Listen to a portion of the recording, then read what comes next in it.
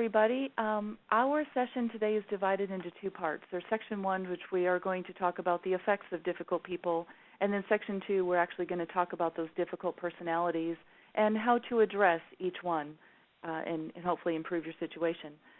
The reason that most people are interested in the topic of managing difficult personalities is because they cause conflict. So let's start with section 1 and talk about what is conflict.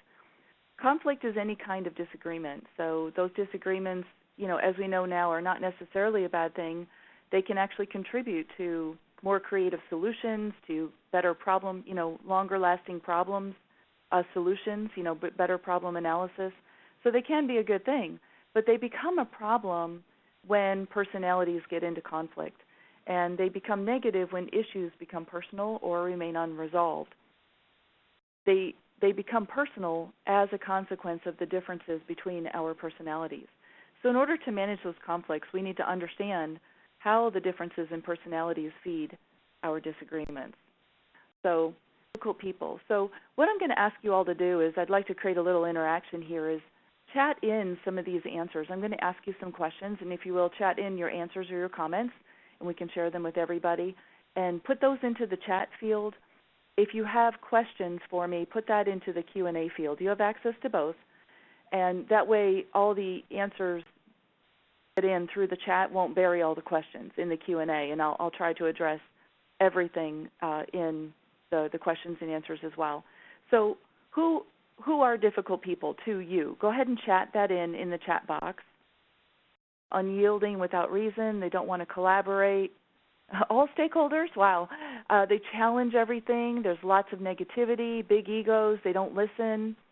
They sometimes can be bullies. That's a good point. We're going to bring up bullies again later. They do things their own way. People with unreasonable demands. They want to be a leader. Okay, yeah. Upper management, that's an interesting answer. People with non-committal answers. Okay, good. Political agendas. Yeah, those are always right. We're going to talk about the know-it-alls. We got a lot of those personalities that you all are bringing up. We're going to talk about in the second half, so perfect. Their way is the only way. Okay, I love it. Unethical, ooh, that's tough, right? Siloed organizations, turf issues. Turf issues is one of the 5 organizational dysfunctions I do discuss in the ebook, so that's a great point. The conflict of interest. So yeah, there are a number of things. How can difficult people be characterized? And this slide shows a number of those things. Most of these we'd all agree with. They appear to be concerned only with their best interests. They refuse to listen to others and accept a rational argument. They won't hear your viewpoint. They disagree with your viewpoint. And they may appear to be, let's say, intentionally obnoxious. They may not mean to be, but they appear to be intentionally obnoxious. They are angry, opinionated, controlling, etc. So the problem, we're going to talk about each of these, and the problem comes when we're trying to apply these labels to individuals, because whether somebody is controlling or whether they're not logical, that's a relative term, right? Obnoxious, that's a relative term.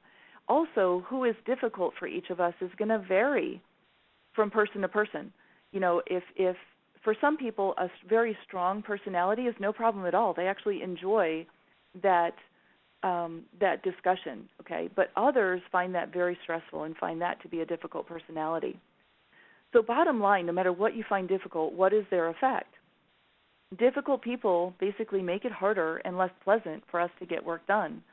So they can serve as an obstacle to helping us achieve our objectives. They reduce the enjoyment of completing the tasks. They undermine morale and the initiative, and overall, they're just a distraction, if not to everybody, certainly to us. And Jessica, I've got a few people saying there's no sound. I don't know if you're behind the scenes, but just in case. I'm able to hear you okay. You're good. Okay, great, thank you. I just wanted to make sure. Characteristics of difficult people. So, listen in this slide, right? They can be negative or appear to be negative. They appear to be self-serving and I can't even speak today. Antagonistic. Difficult people, bottom line, appear to be working against us, and that may or may not be true. They appear to be, but they may not be trying to be difficult, right? So who decides when someone is difficult? question you have to ask, is would the person that you think is difficult, would they agree? Would they agree with you? Often they're not doing what they're doing on purpose. They may not even be aware of their effect on you or on the organization. And what I find is oftentimes by providing feedback to that person, making them aware of the impact of their behavior, that will often fix the problem. Now, not always, of course, but oftentimes that will help fix the problem. They will at least become aware and try to make an effort. The problem is that everyone has the right to choose how they're going to live their own lives. If we're unhappy with their personality, is it their responsibility to change or ours? So I think we could all argue that there are times that we should have the right, and we do have the right to insist that another person's behavior changes. Good. They even state that in meetings. Yeah. They even state so. So some people, so if your comment is that some people do recognize they're being difficult and they state so and they're proud of it, that's one thing, okay? But others, most people aren't aware of where their behavior makes them difficult. So when do we have the right to insist that another person's behavior change? You guys chat it in for me. When do we have the right to insist that their behavior changes? We can't change the underlying values and maybe even their personality, but when do we have the right to to insist or to ask for behavior changes? If it's illegal, if it's impacting project goals and morale, okay? So I'm reading the answers that are coming in. If it violates established rules, the greater good is compromised. Yeah, are you causing delays? Are they affecting the project? So there you go. If the behavior is unethical, of course. And so, yes, if their behavior is throwing your project or throwing your organization or your project off track, if it's jeopardizing your mission, if it is really getting in the way of doing that good work, then we do have the right to insist on a behavior change. Okay.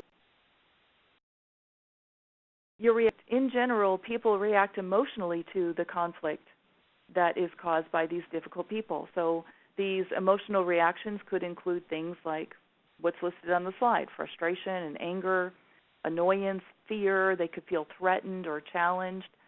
And so let's take a look at that emotional response, whatever it is that happens to you, and see what happens in your body when you do get that emotional response. So when you have that emotional response, what happens is you have elevated emotions. And when your emotions are elevated, that cause stress, and that stress causes an increased level of adrenaline in your body. Adrenaline has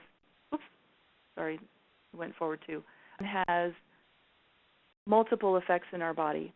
It can increase your blood pressure. You can see them on the slide. Heart rate increases. Initially, when you have this increase of adrenaline, at first it leads to heightened awareness and focus. That's what allows us to be really, really focused. If we have a deadline that's looming and we have waited till the last minute and there's no way we can wait any longer, that rush of adrenaline is going to allow us to remain focused and get our work done or get whatever it is we need done, so it'll be done in time. But there comes a point where that additional stress now leads to distress. And when you get into distress, that's when you have diminished capacity, both mental and physical. So your fine motor skills decline, your listening skills decline. You now lose your focus and you lose your ability to concentrate. You get really distracted, easily distracted, squirrel, or, if you watch certain movies.